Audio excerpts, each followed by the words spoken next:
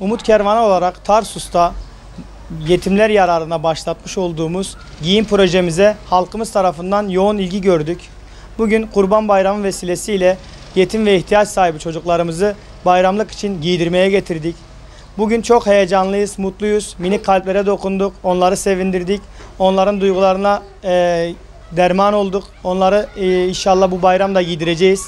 Geçen Ramazan bayramı da yaklaşık bir 30 çocuğumuzu giydirmiştik. Bu bayramda da yaklaşık olarak bir 50 çocuğumuzu giydiriyoruz. Rabbim bu hayırdan dolayı hayırseverlerimizden, üye ve gönüllü kardeşlerimizden ve bu projeye destek veren tüm kardeşlerden razı olsun.